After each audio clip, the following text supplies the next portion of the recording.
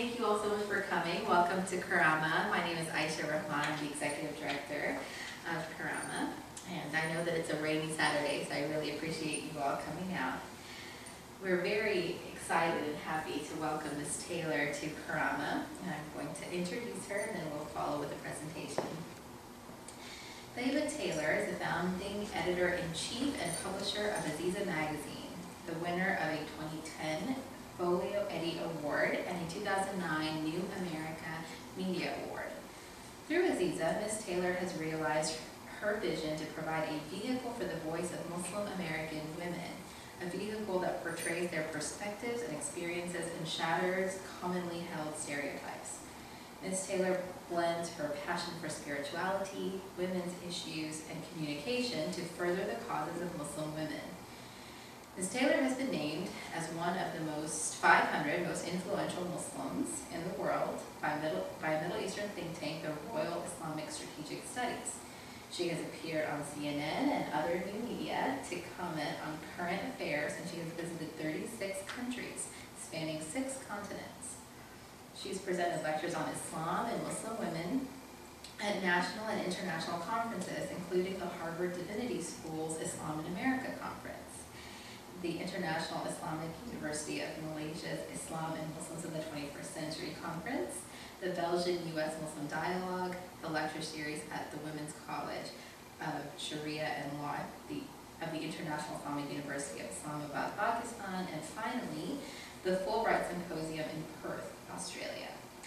Ms. Taylor has worked on several interfaith initiatives and traveled to Turkey, Spain, Morocco, Jerusalem, Greece, and Jordan with various groups of Jews, Christians, and Muslims. In spring of 2010, she was one of 8 Muslims to meet His Holiness the Dalai Lama in an Islam-Buddhism Common Ground event, and she was invited to the White House Iftar in August 2011. Most recently, she traveled to Tajikistan and Afghanistan to speak about women's empowerment and entrepreneurship. Born on the island of Trinidad in the Caribbean, Ms. Taylor grew up in Toronto, Canada, and studied biology and philosophy at the University of Toronto. She lived in Jeddah, Saudi Arabia for several years and attended classes at King Abdul Aziz University for Arabic and Islamic Studies.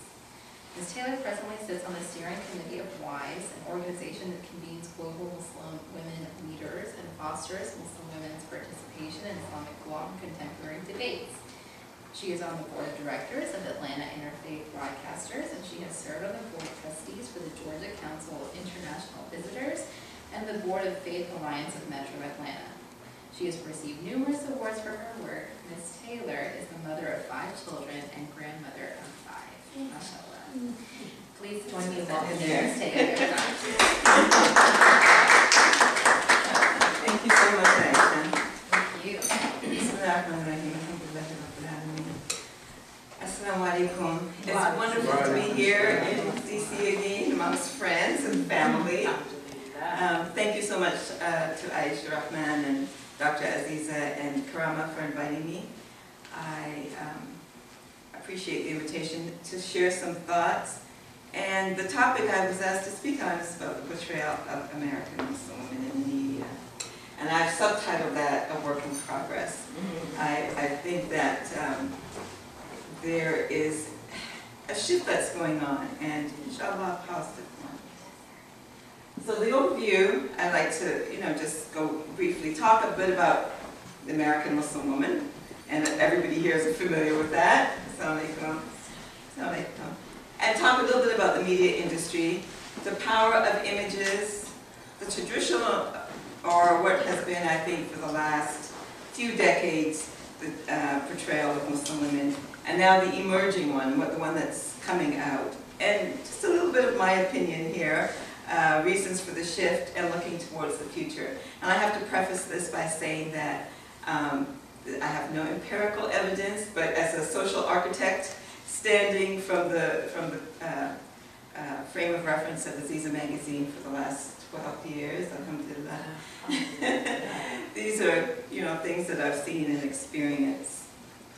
So, as we were saying earlier, I believe that the Muslim American woman is in this unique position. She has, on the American side, the legacy, her American legacy of freedom of speech, freedom of movement, freedom of religion, which is distinct from some other Western countries that have freedom from religion. And she has also, on her American legacy side, the ability to pursue fulfillment of her capacities. And on her Islamic side, she has spiritual agency and autonomy. And I believe that a combination of these things make up for a very empowered woman and gives the Muslim woman in America a lot of capacity, really, to become who she wants to become. So for that reason, I really believe that she's in this very unique position. The other thing that we should know about Muslim women in America, and of course you know this, very, very diverse. I believe it's probably one of the most, if not the most, diverse religious community in the world. Certainly in this country it is. And just a few women here. Maria Ibrahimji, she is a producer at CNN, and she is Ismaili Muslim. And then you have Elif Kabachi, who is a Turkish Muslim and a designer, a fashion designer. And then more diversity. You have Muslims in bikinis, and you have miniskirts, and you have Muslims who are law professors. Of course, we know Dr. Tayyibah is a professor of Islamic law as well as constitutional American law, American constitutional law, and she's also a black belt in Taekwondo, so that's what you call a triple threat. But just to note that Muslim women in America are of every single level of religiosity, as well as madhab and just everything, ethnicity, every single thing that you find in the Muslim majority world, you will find here and more. You have the African American, you have the Latino Muslim, you have Native American Muslim. So everyone coming from their own frame of reference, extremely diverse community. And setting the context for the mainstream media industry right now, we are at a time where the mainstream media industry has reached a point now where I believe the bottom line has become much more important than content. So with content taking a backseat to the bottom line, it's becoming the driver for stories, the headlines, and we know what that means. So the more salacious and the more provocative you can be, then that's what's going to lead. And I think that it's really has shaped the mainstream media now, this whole driver towards money, and that has become an issue, and I think that's one of the things that we have to remember when we discuss this topic. Oh, I should go back. And the other thing about the mainstream media industry is that many of the news outlets, not just the news outlets, the media outlets, have become now into the hands of a few. So if we had looked at the media industry 20 years ago, there were many different owners. Now if you look now, it has pared down to less and less and less. So as far as some movie studios, newspapers, radios, and TV stations now are all, you can see that, I actually have a chart for this, but that's another topic, that they're really paring down into the hands of the very few. So this corporatization of the media is also an issue. I often compare the trajectory of the African American in the media with the Muslim Americans as well, because we can remember, a few decades ago when we looked at African Americans' portrayals, we were, for a long time, the servants, and then we graduated to the criminals. And, we went through different stages of being. One of the things that helped to turn the minds of people in Europe was an exhibition called the Paris Albums in the 1900s, initiated by W. Du Bois and Thomas Calloway, who was an African-American lawyer, who took pictures of African-American, middle-class African-Americans, professionals, and also the patents and different things that they had created, inventions, and put them up, and I think it was entitled The American Negro or something like this. One of the things that was prominent in that exhibition was the diversity and also the intellect. And I think these are two things that really need to be pushed to the forefront when we talk about Muslim American women. This exhibition really helped to change the minds of Europeans about what was happening here, because they had bought into the whole, the African American being less than. So looking at the traditional portrayals of the Muslim woman in the mainstream media, I break it out into about 6, 7 different categories. One is the victim. She's portrayed as the victim of men, the victim of religion, the victim of war. We often hear about a Muslim woman who is in some dire straits and some dire circumstance. And this one here, what happens when we leave Afghanistan, and this is one of the women with her nose cut off, or acid, I think, was in her face. But this is oftentimes when we're hearing about Muslim women, we're hearing about them in this negative situation. And of course the honor killings, when they are reported on, obviously, from, again, the Muslim woman as victim. The vamp, the victim and the vamp, the exotic harem girl, the seductress, the sublime odalisque in the harem. This is another. And this one manifests in different ways. I think if you look at the modern manifestations of it, it would be more like, oh, Muslim women exercise, or Muslim women, wear red. It's the exotic other. And this portrayal takes different shapes. Of course, the terrorist, the woman to be feared, the woman that's going to blow you up, and that is often one that you're reading and seeing on the 6 o'clock news as well. The disenchanted, I used to call it the turncoat, but then I thought, because I wanted alliterations, the victim, the vamp, the terrorist, the turncoat. But the disenchanted is the Muslim woman's voice that you're hearing that says everything is wrong with Islam, and all Muslims are Islamists, and they hate America, and this is a voice that's given a lot of play sometimes in editorials, and on panels, and I'm not mentioning any names. No. But that is a voice that you're hearing as well, and people, again, are hearing the disenchanted. And of course, the fanatical convert, we get lots of stories about those when something goes wrong there. This is Jihad Jane, if you remember. She was out of Denver. She actually also, there was somebody in Ireland too. There has some Irish connection there, so the fanatical convert, and we're hearing of those stories. The Entitled. This cartoon was drawn in 2010 when a young lady applied for a job at Disney World, Noor Abdullah, and she did a phone interview. Well, she got the job, and when she showed up, she had on a hijab, and they said, oh, that's not going to work. We're going to have to put you, somewhere where the public are not going to see you. She said, well, that's not going to work. They said, well, here, how about this, Disney headdress? And she said, no, that's not going to work. And so I guess they took she wanted to sue them.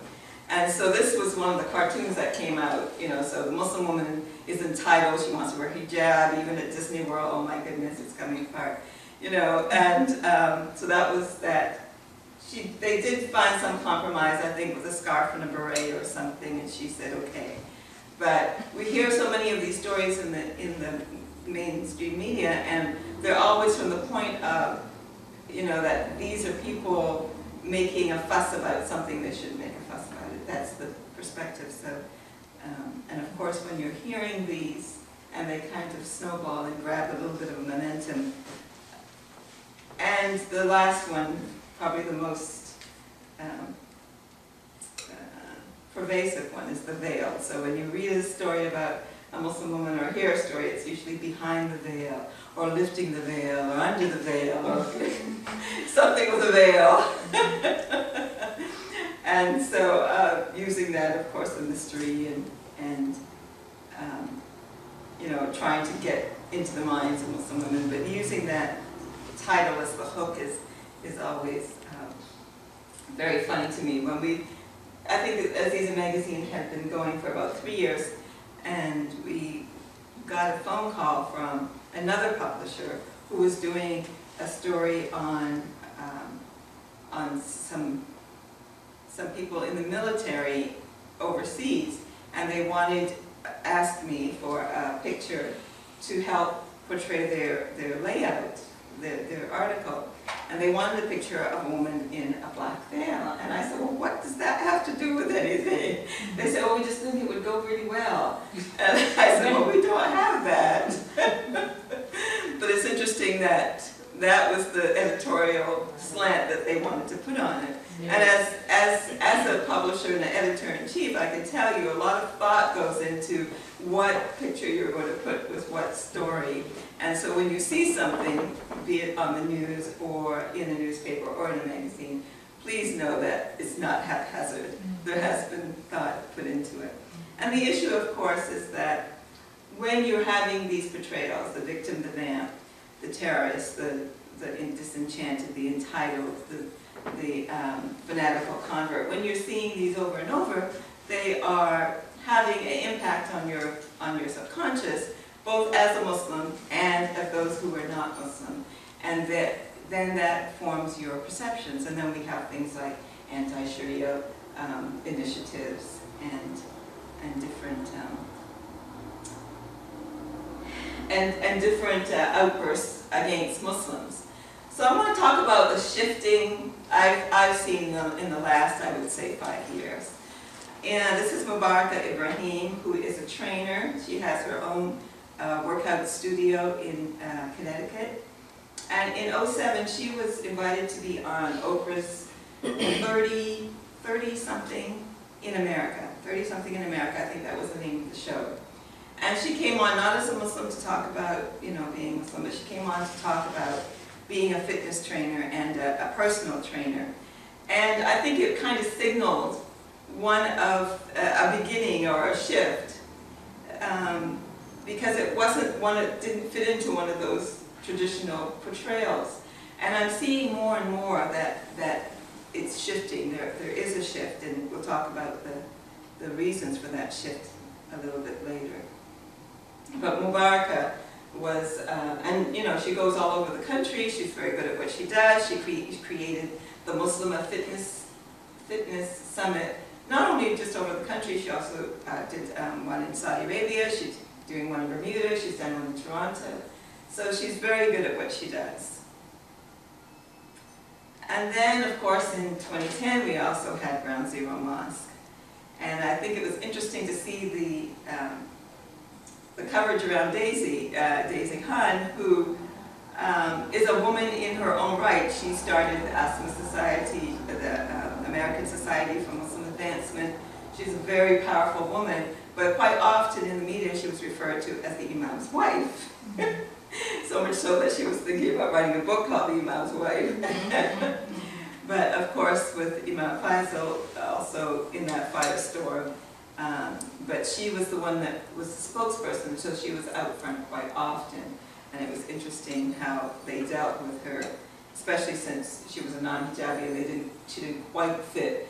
So one of the things that they said was that she was using deception, and this was okay for Muslims to use. So it was quite interesting how the perceptions fueled that controversy. And also at that time, just the fact that they were using the words Ground Zero Mosque. Number one, it wasn't at Ground Zero. Number two, it wasn't a mosque, it was a community center fashioned after Jewish community centers. A few, you know, a part of it was going to be used for a prayer space, but there was also going to be cooking classes and swimming pool and you know, daycare and a museum and so lots of other things. So it was just interesting how the media used that. So at the end of 2010, the New York Times came out with an article, and it was titled, written by Brian Knowlton, and it was titled, "Muslim Women Gain Higher Profile in the U.S." And it was actually, again, another incident where you didn't fit into those 7, traditional portrayals. And one of the things he said was, "These women have achieved a level of success and visibility unmatched elsewhere. They say they are molded by the freedoms of the United States. Indeed, many unabashedly sing its praises." I think he was talking about me at that time. "And by the intellectual fervor stirred when American-born and the immigrant Muslims mix." And so this was kind of giving a view into the life of Muslim American women without their exotic other kind of veneer, or they're terrorists, and I was very encouraged by this article and see it as one of the changing shifts. Around the time of the Ground Zero months, Katie Couric said, the image of Muslims in America is so bad, what they need is a Muslim Cosby show. Because the same way the Cosby show helped to reconfigure the perceptions of African Americans in the mind of the general public, she felt that so would a Muslim Cosby show do for the Muslims. And we got All American Muslim, which lasted 1 season. It wasn't renewed, the contract wasn't renewed. But it was interesting that we did have a reality show. Many people felt that it wasn't really indicative of who they were, or it was interesting that there were so many different reactions to it. But regardless of how you felt about it, it was interesting that they did pick up a Muslim show and put it on the air, which of course, I would say 20 years ago, that would definitely, 25 years ago, that would not have been even near the table, let alone on the table. And then there's some articles which I call the calm down articles. And this was just written in the Wall Street Journal on March 22nd, this 2 days ago, by Naomi Schaefer Riley. And her title of the article was "Defining the All-American Muslim." And she was commenting on the fact that this show had been canceled. And so the hook, or the subtitle, was "The story of Islam in America today is a story of rapid assimilation and even secularization." And so she went on to talk about this. And again, this is what I'm calling the calm down. But the second part to the calm down is, they're just like us, almost. So she's telling them, Muslims are just like us, almost. This was the last paragraph of that article. After she talked about the secularization and the assimilation, this was the last paragraph. "The news this week that a Muslim Frenchman, a jihadist trained by Al-Qaeda, shot and killed 7 people is yet another reminder of the dangers of radical Islam in the West. This strain of Islam no doubt exists in America too. But that is not the experience of most American Muslims or their religious leaders. As Mazin Hashim, a sociologist at Cal State Northridge and a long-time attendee of the Islamic Center, says, everything that's true of middle-class Americans is true of Muslims. So it's calmed down to just like us, almost. Not quite. There's no people in Al-Qaeda. So there's still that terrorist element, and there's still that overlay. Now, just to give you some ideas about the reason for the shift, I think that there is a graduation of images that are being shown and articles being written, and I think the new media is certainly playing a big part in that. If you look at, of course, everybody is a blogger, and everybody can state their opinion and their experience, and so we have much more access to many more writers and stories than ever before, with Twitter and Facebook and LinkedIn, everything, Tumblr, YouTube, everything is there open. So the expansion of the media landscape and the power of the new media is certainly one of the things that's playing into this change in the portrayal. The growth of the Muslim community. Pew said, I think it was maybe 7 years ago, that we were 2 million. Now I think they're up to 5 million.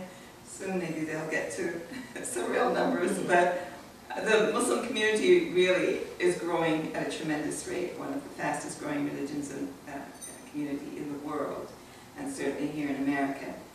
And so I think just the fact that our numbers are increasing and we are more visible is another reason for the shift. And the maturation, I think, of the Muslim community as a whole. Those of us who have been around for a few decades can see the evolution of the Muslim American community in terms of women holding positions of authority and decision-making status. I can remember going to MSA meetings and having to sit behind a curtain. You remember? Oh, yeah. And being told that if we want to ask a question, you write it down on a piece of paper and shove it under the curtain. Ralphia was with me at that meeting, and she, I think, pulled the curtain down or something, something quite rebellious. And now when I go to speak at MSAs across the country, we have women, or young ladies who are the head of MSA. So the evolution of the Muslim community itself in terms of embracing and supporting women and giving them opportunities to really fulfill their potential is also a reason for the shift. Actually, when we did a story on the backlash after September 11th for the magazine, we found that one of the things that the press was quite surprised to find out that there were masjids whose spokespeople and the heads of were women when they went. So that was quite nice. And so, the Muslim community understanding that they can't clap with one hand, as I say oftentimes, and allowing women, not allowing, but making sure that women have full agency. And then the American backdrop. It's not cool to be an American and be racist or to be a bigot.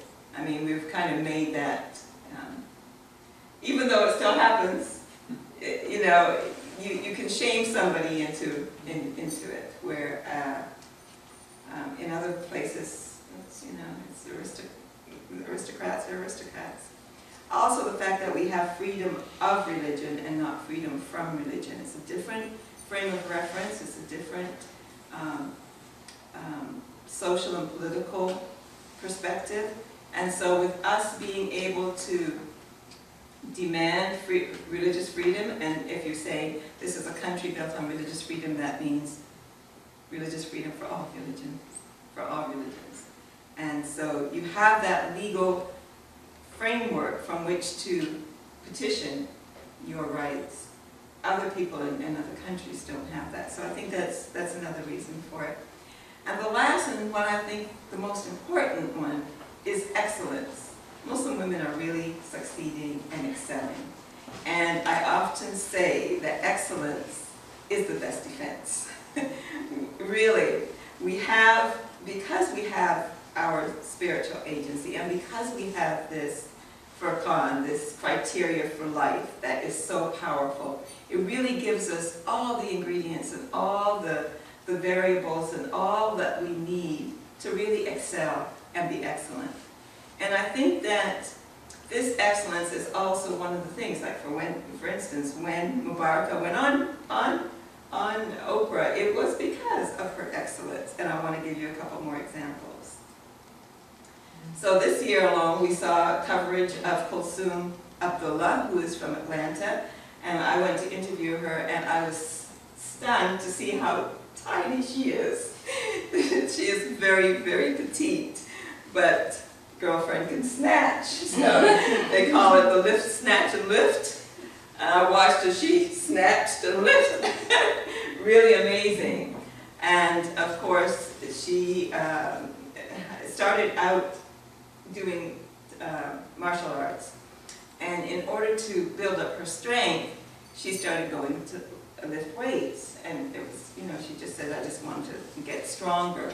Well, she started liking it so much that she started competing. And so she belongs to a special gym, you know, everybody else is fine with her there as a covered Muslim woman. And she started competing and got better and better and started winning. And so she was going on and on and on. So when she wanted to do the, is it nationals or internationals? Some competition that she wanted to go in, and they said, I'm sorry, but you can't do that because we can't see your technique. We can't see your arms and your knees, and we have to make sure that they're locked in the position or else you don't get the points. So she, you know, most of us would have said, okay, thank you. And she said, well, hold up, let me see this now. So she put together a whole PowerPoint of showing how if she wore a certain, I guess some lycra or spandex or something. So she put together a competition uniform that showed her knees and her arms with, you know, certain material, so that, and she presented it to the international judges, and they said, okay, you're right, we can see your technique then. So again, this whole issue of excellence, I think, and not being stopped by obstacles, and just ascending to the potential, your highest potential, is really one of the things that.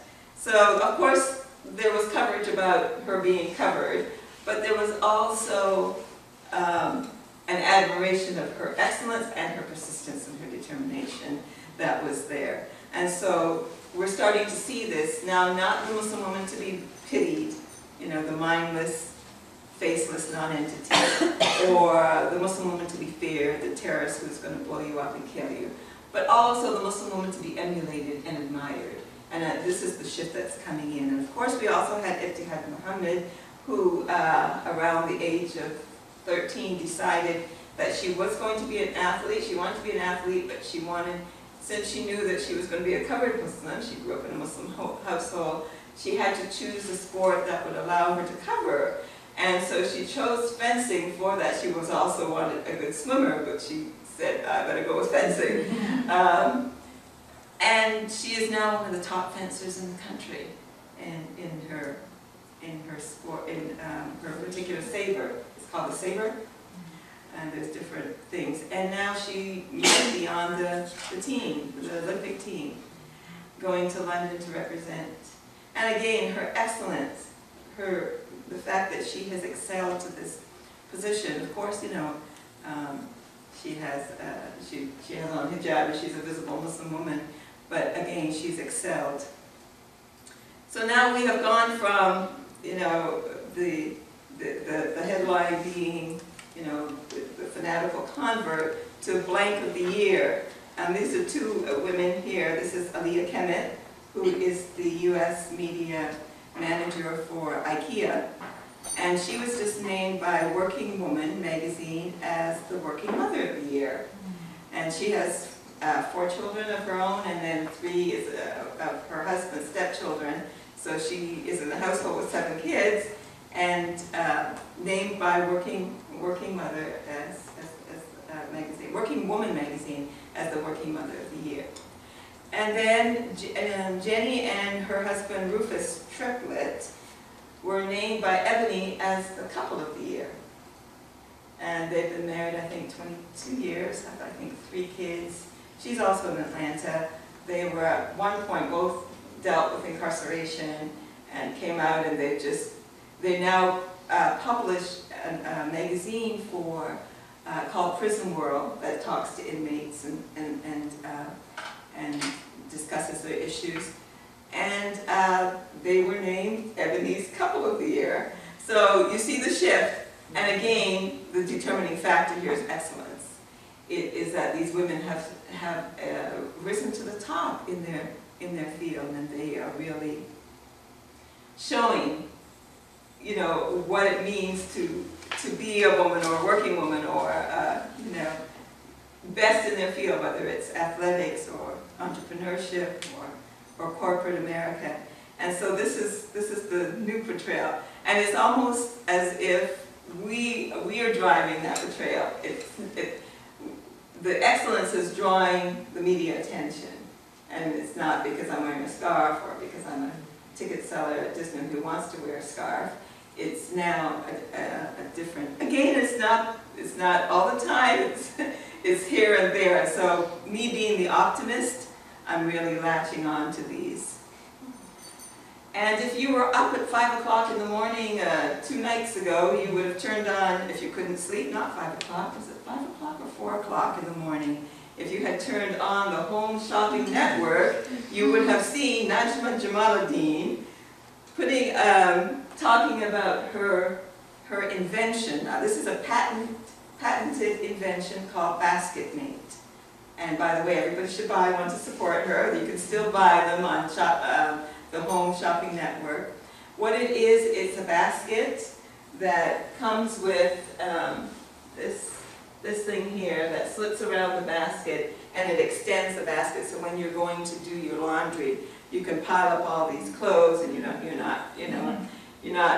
trying to walk upstairs with all these clothes. So it just pulls it into a drawstring, and it's very neatly. So you pile it up on top, and you just carry it around. So she was there, and the other thing, she's not smiling. She's the one in the black. She's not smiling because this was before the show, and she was a little nervous. That's her cousin with her, and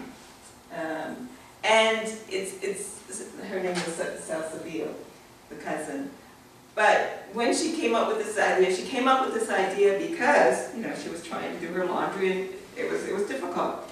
So she created this thing, and immediately went and got a patent on it, got it manufactured, put up a website. She's doing well. And this is, I think, the 3rd time that they were on. This is her first time. And after she was finished, people were saying, oh, they won't let you go on, you're a hijabi, you're a Muslim, you're this and that. But, like I said, excellence is the best defense.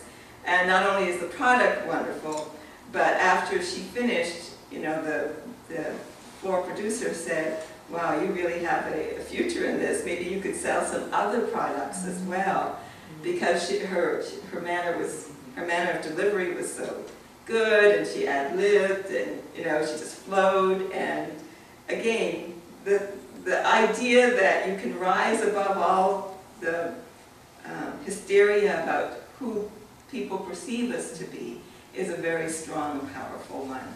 And she certainly did. And again, just a plug for her, HSN. Go ahead online and buy a BasketMate. So, looking ahead, I have to first admit that I'm an optimist. I tend to see good in everyone and everything.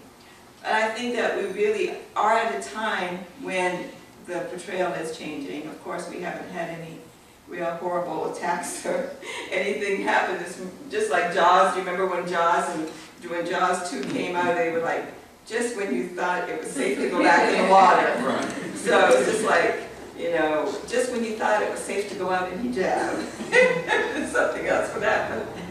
But I think that the fact that, there is this explosion and expansion of media, and people have many more places from which to get information, and the growth of the Muslim community, and the fabulous things that Muslim women are doing. I think when you combine all of those, that the future actually is a positive one.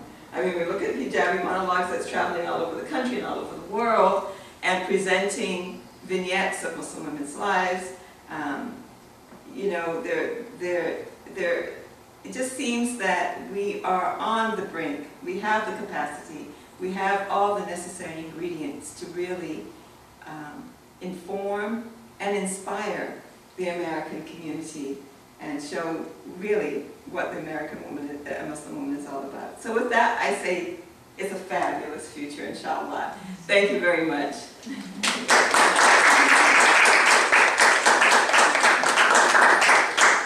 have a question. Yes, Ms. Aisha.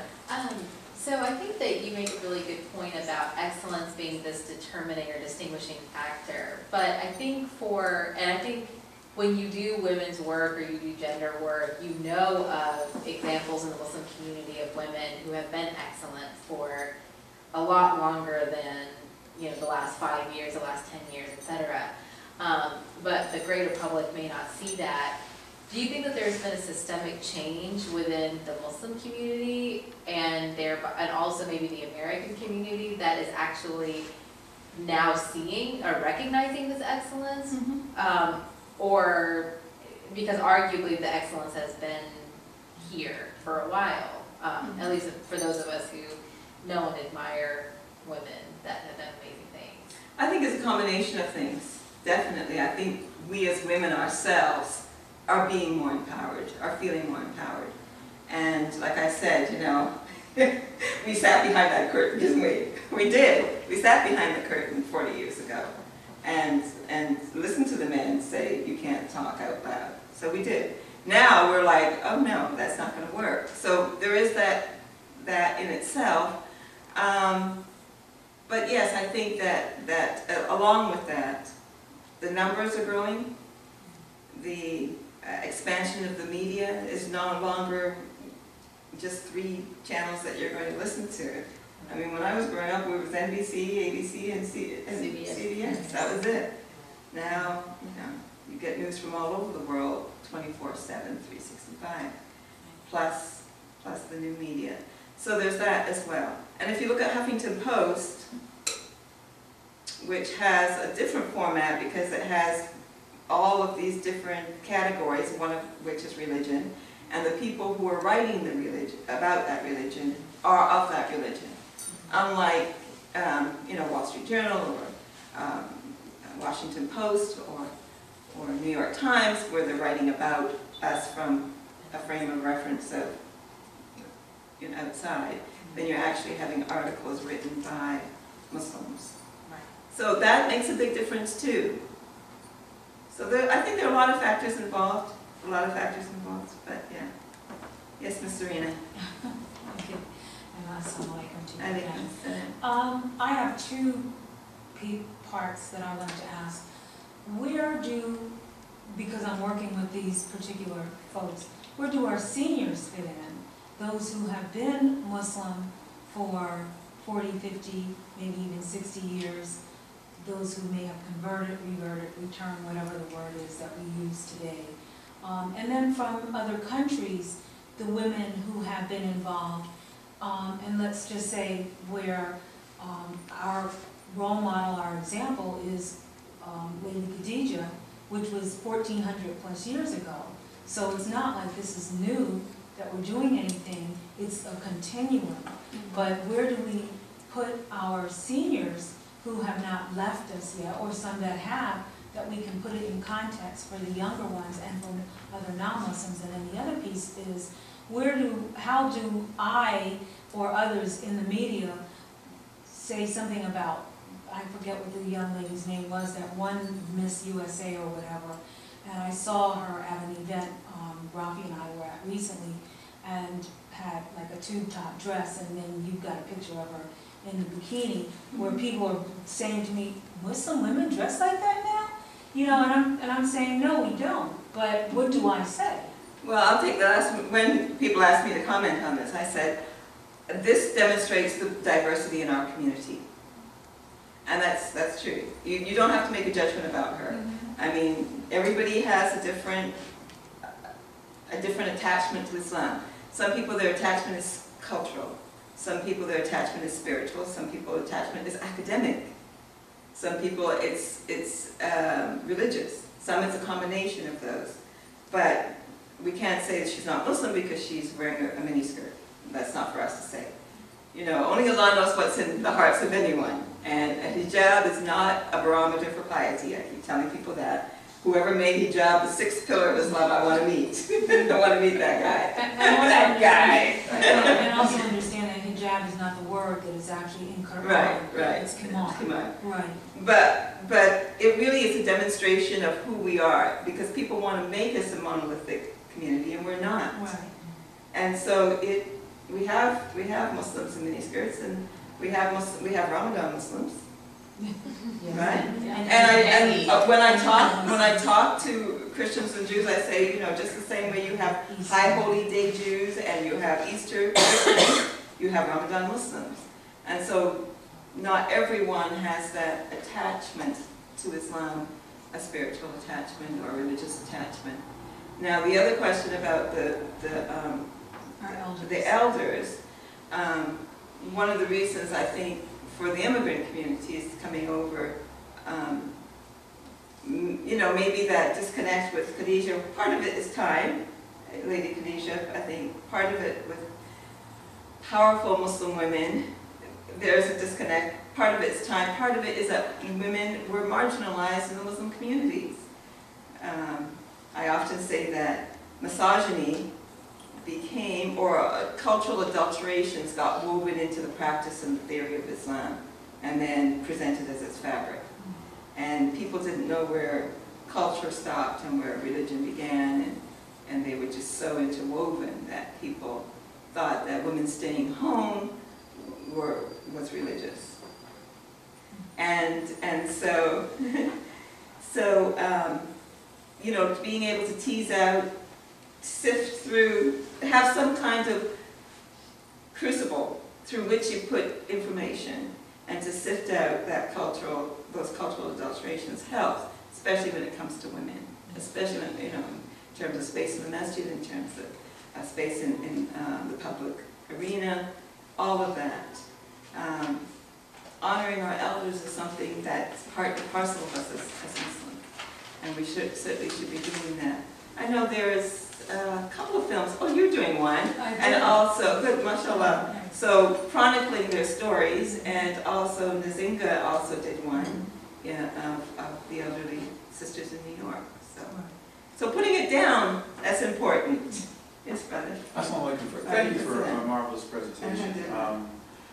One of the things that I'm always curious about is, the external cultural dynamic is shifting in that it's recognizing excellence and the presence of Muslim women. I'm interested in your take, sister, on how the discourse within family and community life, particularly in male-centered and misogynist, kind of cultural tendencies within Islam, might be changing, or do you see, men stepping up to be allies, to open up space, to recognize equality, to promote excellence and leadership in women, or is that still something that's kind of shut down and not evolved and advanced the way it should be? I think this is part of the American backdrop too, is that we are creating a Muslim American culture that's separate and distinct from the culture in Muslim majority countries. And now where misogyny is part and parcel of that, it's not cool here. It's just not cool here. I say that, I didn't ride at the back of the bus as an African American, but I rode at the back of the bus in Saudi Arabia as a woman. So it's interesting because here you grow up, and it's not completely, there's not complete equity, of course, and the American woman just got the right to vote not 100 years ago, so so it's not that long, but there is equity in the general community, which translates and trickles down, because when you're in you're having masajid and you're having organizations in this country, all that's part and parcel of it. So it becomes, again, uncool to be misogynistic. And I think with the maturation, again, this is part of the evolution. Don't forget, this community is not that old. I mean, looking back to where we were 60 years ago, our focus was even before a place to pray, because we prayed in garages, we prayed in church basements, we prayed in homes. We know that the whole earth is a masjid, so the place to pray wasn't important. It was the halal meat. What are we going to eat? So getting established the halal meat, then we talked about building masjids, masajid, then we talked about schools, and then we're talking about now social institutions and business institutions. So there is this progression. And this is kind of the progression that, you know, many religious communities where they're not of the dominant culture, they go through this maturation. The Jewish community, the Catholic community, the same thing. And now if you look at the Jewish community and the Catholic community with their hospitals and their universities, I keep saying, I'm not going to another mosque fundraiser. We have enough masjids. Let's build a hospital. Can we get a hospital? Can we get a four-year college? Can we, huh? The masjids are empty half the day anyhow. Yes, Lisa? What was the defining moment that changed your mind from sitting behind the curtain was okay to now we're not doing that anymore? What happened to that kind of progression that crossed the line? I have to admit, I was one of the slower ones because at that meeting it was Sister Judy who was being rude to the brothers, and I was like, shh, don't. And Rafael wanted to say something, and I was like, shh, no. I don't know. I really don't know what the defining moment was. You know, because this was in Seattle. This was in Seattle, and that was what, in the early 70s, right? And so then I left and I went to Saudi Arabia, and for 2.5 years covered my face and hands and feet, so that I even got more shh. And then came back and things have changed. Oh, yeah. They had changed. So maybe you want to talk to that. Was there a defining moment, or was it just a gradual? I think it is gradual. I think you kind of look up and you say, okay, and then you just keep going. But I think there's powers in numbers. I mean, I just think that time, at least our experience in Seattle, there were some outspoken women that helped nurture me in this theme and challenged me to make sure that what I was doing was based in Islam and not, because it was very diverse culturally. And so it's funny because you look at an immigrant Muslim and you really don't know whether they're from Turkey or where's Spain or Jordan or Palestine. When you really look, you can't tell. Right. So there was a big awakening for me. I could first of all relate because everybody thinks all African Americans are the same, but these people are just even from different countries and different cultures. But I do think it was just progressive. It was just as my favorite word now is organic. It was just an organic event. And I have to say one thing, is that the Islamic school in Seattle was established by women, and they were American women who were all converts. And that in itself was very controversial, because we were asked, well, what do convert women know, American women know about running an Islamic school? And we said, watch and see. We'll show you. And so that, and that was, the impetus of that was not to show the men, but to educate our children. So that was the motivating force. And that was a project that was huge, but was undertaken by women, and I think that had a shift in the community, even though people didn't like, you know, the fact that women were doing it. They went ahead and did it, they raised the money, they got the building, they started the school, and the school is still going, barely. They're going to close it down this year. They might close it down this year because of circumstances. Yeah, I was interested in what caused that, because I was in Manila and went to the Golden Mosque there, and there's not a curtain there, there's a wall that separates. And you couldn't hear anything. You couldn't hear, you couldn't see. I mean, it was totally a different experience. And the women seemed to just, that's what they were used to, that's what it was. And I was totally offended, like, you can't even hear. You know, and wondering how is it that they're just sitting there like, okay, waiting for a bell to ring or something to say, okay, now it's time to pray. And I was just wondering how is it that women are able to then make that transition to, we're going to break the wall down, as opposed to, okay, we're just going to sit here and wait. So just walk on the other side of the wall. Again, the difference in the mentality of the American versus, you know, in America we have a state that is, whose motto is show me. Right. And so just that mentality itself, show me what you mean, show me where it's written, show me, you know, prove it to me. And so we have this need for proof. So this is one of the things I think that American Muslims are contributing to the Islamic culture, the world Islamic culture. A demand for critical thinking, a demand for explanations. So as we said, is this Islam or Hislam? Good. You know. Thank you. Good presentation. Thank you.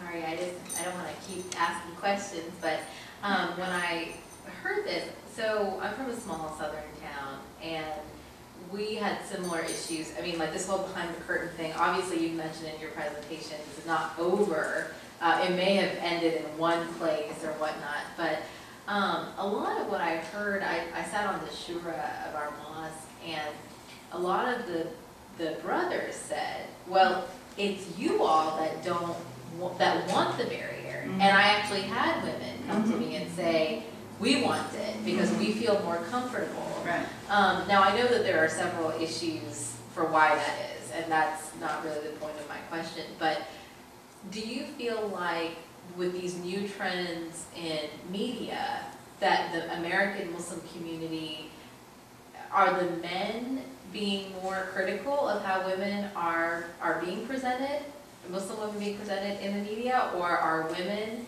critical of it, or are people just supportive of this shift? I think it's all across the board. I think some men are being called to account for their androcentric perspectives, and that's uncomfortable. Anytime you give up your male privilege card, it hurts. I wish I knew where to buy one.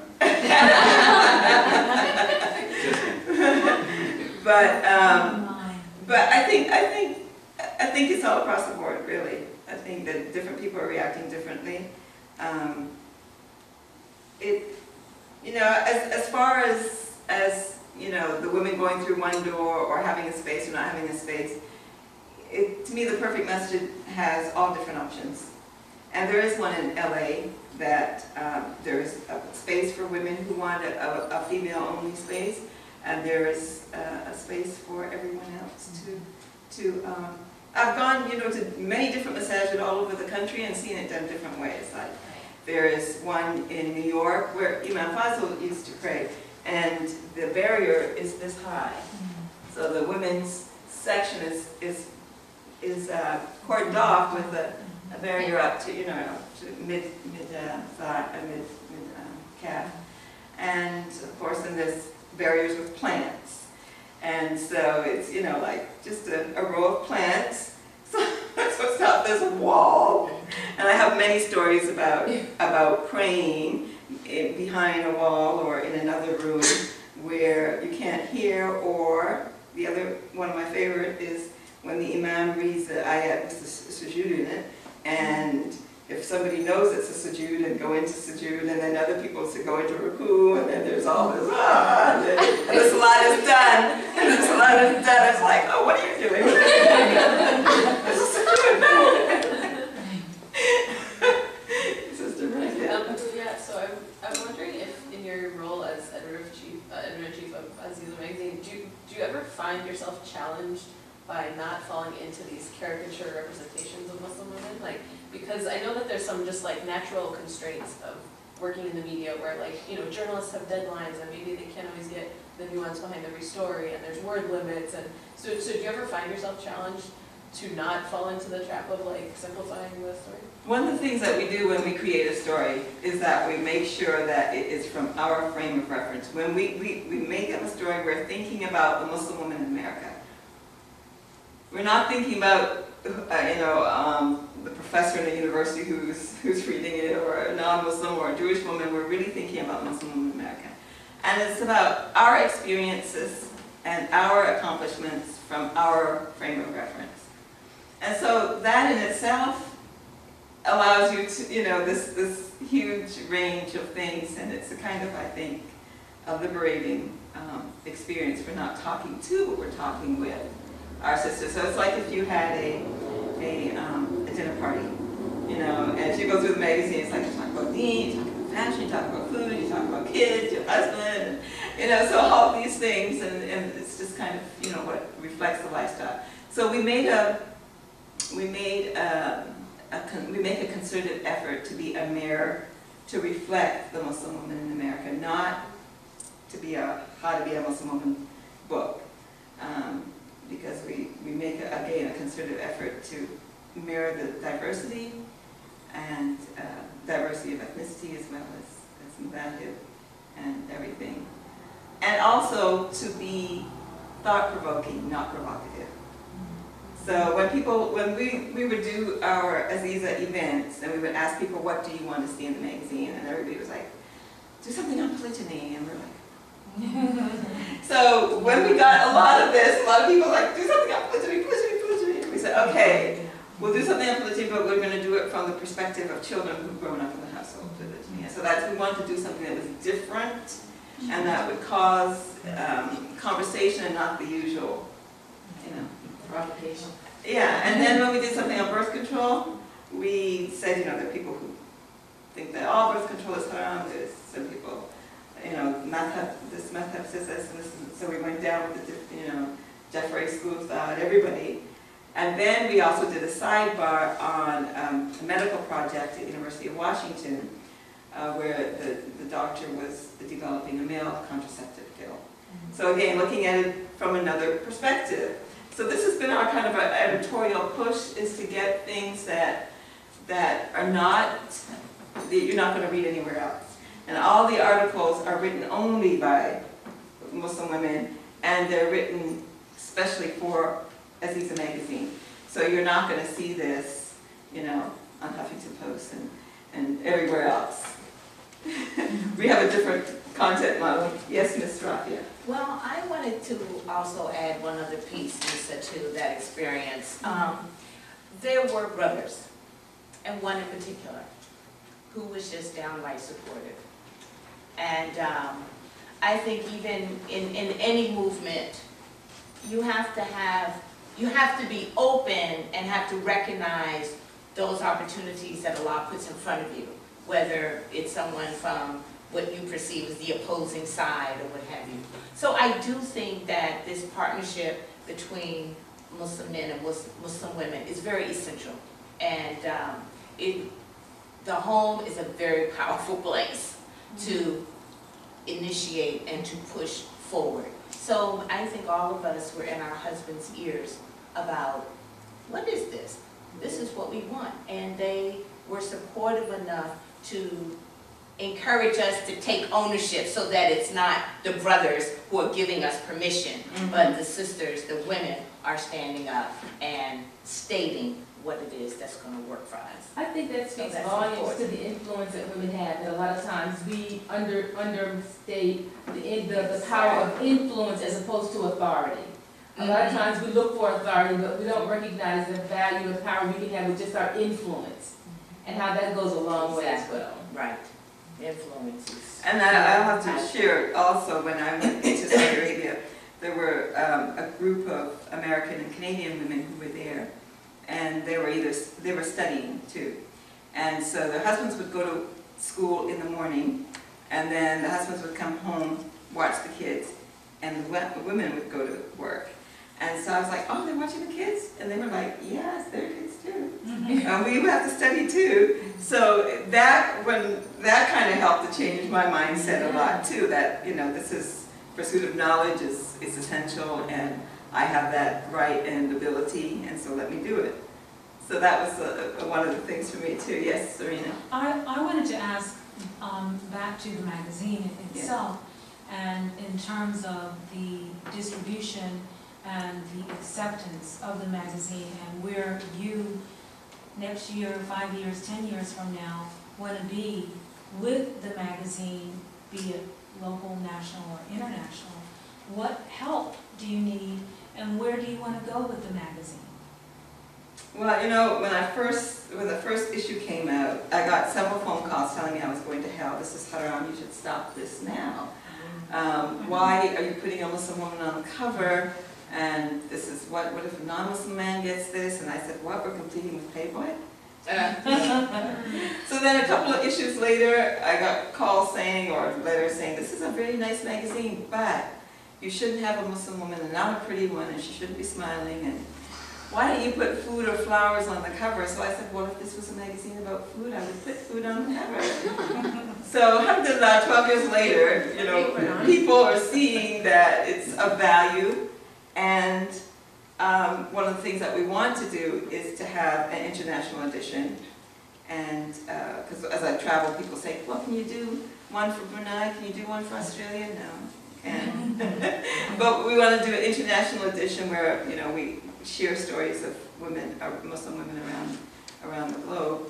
And we want to be synonymous with the best portrayal of Muslim women.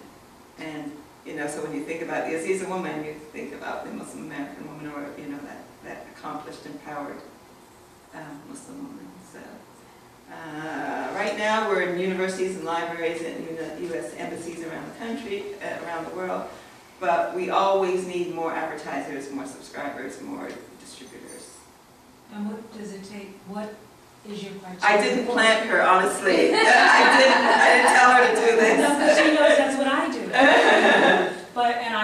And from day one, which I've had the magazine since the very beginning, and even the previous magazine, Sisters, to me it's really important that we get, just like doing film now, for me, getting our story. Getting our story. Who's going to tell our story better than us? Right. And if we're relying on some other group, religion, cultural, ethnic, whatever, males, to tell our story, it's never going to be your story. That's right. So my point though is, okay, for advertisers, who are the do's and the do nots? You don't want certain type of advertisers. Obviously, you don't want to be a liquor, cigarette digest, okay? Like one of our out of Chicago. That's another story. But, well, anyone who has a product or service or an event that's of value to Muslim women and in alignment with Islamic,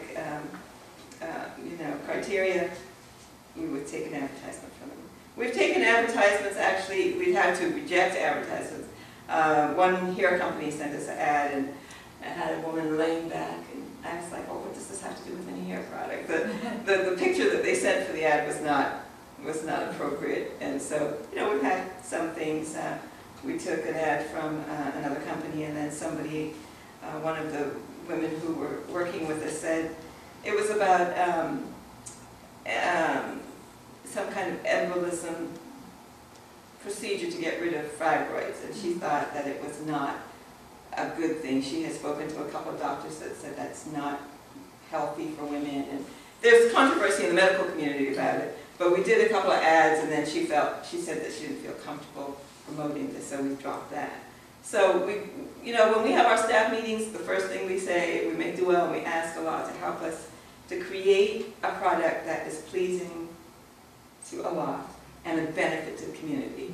I mean, there's so much stuff out there that doesn't benefit anybody. If you walk down that magazine aisle, or even checking out yesterday I went to the grocery store to pick up something, and I was standing there waiting to pay my money, and I'm standing in the gauntlet of the tabloids and the magazines and the Kardashians and and all these headlines. I was like, who reads this? You know, and it's to no benefit. And you know, there's a dua that you seek refuge from knowledge without benefit. I mean, all that information is what?